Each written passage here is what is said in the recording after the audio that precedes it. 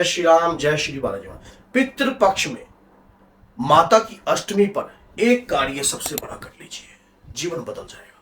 101% कह रहा हूं आपको, जीवन बदल जाएगा। लेकिन शर्त ये होगी, वीडियो अपने तक नहीं रखनी है। अगर वीडियो आप 10 लोगों तक शेयर करते हो तभी इसकी कृपा को प्राप्त कर पाओगे, क्योंकि ये वीडियो जितनी शेयर होगी उतना कल्याणमय कार्य लोगों के होंगे। सबसे बड़ी बात ये, वीडियो बनाने का एक ये उद्देश्य है, ये वीडियो बहुत ज्यादा महत्वपूर्ण है। और इस वीडियो के अंदर मैं जो बात बता रहा हूं बहुत महत्वपूर्ण बातें हैं। अब सुन लीजिए क्या होता है कि जो मां की अष्टमी, जैसा कि आपको पता है पितृपक्ष में अष्टमी का समय होता है, बहुत ही पावरफुल समय होता है। अब पावरफुल कैसे होता है ये जान लीजिए। हम सारी जिंदगी ये देखते हैं कि हमारी कुल देवी को हम कैसे प्रसन्न करें। हम ये देखते हैं कि हमारे ऊपर पितृ दोष है, मातृ दोष है, या कौन सा दोष है, हमें समझ में नहीं आता। आपको पता है कि अष्टमी पर, पितृपक्ष की अष्टमी जो होती है बहुत ही रहस्यमयी होती है।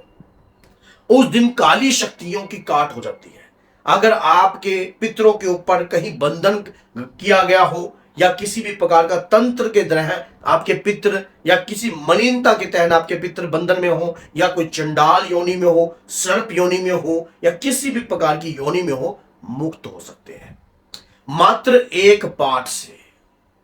एक पाठ वर्ष में अगर उस तिथि पर कर दिया जाए, एक पाठ, कौन सा वो दिव्य पाठ है जो आपके हर प्रकार के बंधनों को मुक्त कर सकता है और आपकी कुल देवी की शक्ति को जागृत कर सकता है।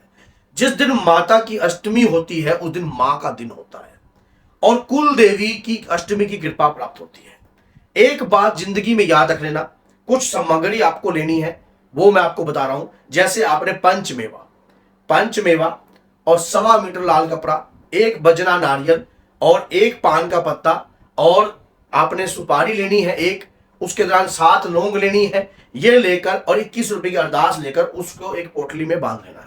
एक माँ का सिंगार भी ले लेना, 16 सिंगार आता है। अगर यूज वाला लोगे तो ज्यादा बेटर रहेगा। मार्केट में जो आप यूज एंड थ्रो आता है ऐसा नहीं लेना चाहिए, उसको लोग क्या, उसका कोई इस्तेमाल ही नहीं होता। तो आप यूज वाला लीजिए, ताकि किसी भी मंदिर में अगर चढ़े तो वहां के लोग अगर यूज करेंगे, अपनी बच्चियों को देंगे, अपनी पत्नी, उनकी पत्नियां सुहागनें लगाएंगी, तो आपके ऊपर कृपा भी प्राप्त होगी आपकी कुल देवी की।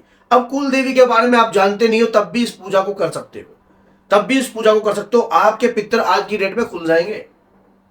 ये जो आप, अगर ये वीडियो, और सच बताऊं, जिसके मोबाइल में खुलना लिखा होगा उसी के मोबाइल में ये वीडियो चल रही होगी, नहीं तो चलेगी नहीं। कहीं ना कहीं आप बिजी हो जाओगे या वीडियो को छोड़कर चले जाओगे। और उस दौरान क्या होता है कि उस दिन आपको एक पाठ करना है। तेल का अखंड दीपक का दान लगाना है आपने, और तिल के तेल के दीपक का दान लगेगा, और लेटी बाती का और मिट्टी के दीपक में लगा सकते हो आप। दुर्गा सप्तशी का पाठ, दुर्गा सप्तशी में कौन से पाठ करने अनिवार्य हैं? दुर्गा सप्तशी में मां के 108 नाम अनिवार्य हैं, 32 नाम अनिवार्य हैं। उसके दौरान जो है देवी कवच का पाठ आपको करना चाहिए। उसके दौरान जो है आप अपराजिता स्तोत्रम का भी पाठ करो, और उसके बाद अगला स्तोत्रम का भी पाठ करो, और मां के अध्याय 3 चरित्र गुणगान करना अनिवार्य है। अगर पूर्ण दुर्गा सप्तशी करते हो तो बहुत ही सोने पर सुहागे वाला काम है। ज्यादा समय नहीं लगता है दुर्गा सप्तशी का पूर्ण पाठ करने में, मात्र 3 घंटे लगेंगे। 3 घंटे लगेगा। अगर 3 घंटे नहीं दे सकते तो आप जो है दुर्गा सप्तशी के 3 अध्याय का भी पाठ कर सकते हो। उस दौरान आपने जो है ये करने के बाद रात्रि सूत, और साथ में लास्ट में आपने सिद्ध कुंजी का स्तोत्रम का भी पाठ करना है। आरती कीजिए, मां को भोग अर्पण करना है। अपने पंचमेवा जो है आपने एक पुतली बनाई है, वो मां से विनय प्रार्थना करनी है कि हे मातेश्वरी, आपकी पूजा विधि को नहीं जानता हूं, ना जानती हूं, मुझे नहीं पता मेरी कुल देवी कौन है, और मुझे इतना पता है कि अगर कुल की अधिष्ट देवी शक्ति प्रसन्न है तो पितृ शक्ति सबसे पहले प्रसन्न होती है। आपके परिवार में मान लीजिए मां कालका की पूजा होती थी या मां दुर्गा की पूजा होती थी आज से 4थी पीढ़ी पहले, और वो पूजा बंद हो चुकी थी, अब कोई पूजा कर ही नहीं रहा था। अब तो लोग कोई विदेश जाने की सोच रहा है, कोई कहां जाने की सोच रहा है, कोई बीटेक कर रहा है, कोई आईआईटी करने की सोच रहे हैं। आज हम अपने बच्चे को यही तो करवाना चाह रहे हैं, तो कुल देवी के बारे में क्या जरूरत पड़ी। लेकिन जब व्यक्ति फंसता है या दिक्कत समस्याओं में आता है तब जाकर उसे कुल देवी और पितरों की याद आती है। तो अगर हम इस प्रकार के कार्य विधिवत करते रहें अष्टमी पर, और पितृपक्ष की अष्टमी जो होती है बहुत ही बलशाली होती है, बहुत ही कृपावान होती है, ऐसे समय पर पूजा, याचना, तपस्या करी भी कहीं गुना फल प्रदान आपको कर सकती है। अब आपने ये कार्य किया, करने के बाद किसी भी, आपने दुर्गा सप्तशी को पूर्ण होने के बाद किसी भी मंदिर में जाकर किसी भी दुर्गा माँ के मंदिर में जाकर ये सामान जो है अर्पण कर दीजिए। आकर अपने पितरों के नाम से एक माला का जाप कीजिए। ओ पितृदेव शांतकाराय नमः। एक माला का जाप कर सकते हो आप अष्टमी पर, और ये प्रार्थना कर सकते हो कि मां से कि मेरी कुल देवी प्रसन्न हो और जिससे मेरे पितृ भी हर प्रकार की मलिनता से मुक्त हो जाए।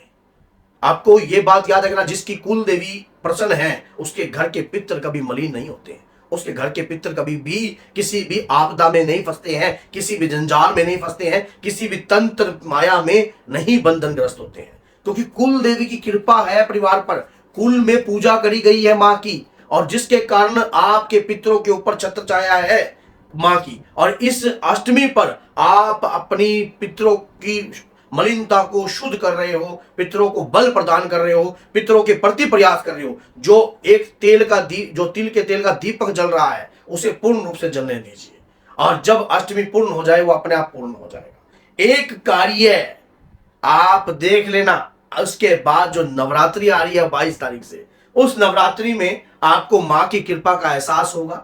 आपको अपने आप ही आपके दर्शन महसूस होंगे कि शक्ति के दर्शन आपको प्राप्त हो रहे हैं।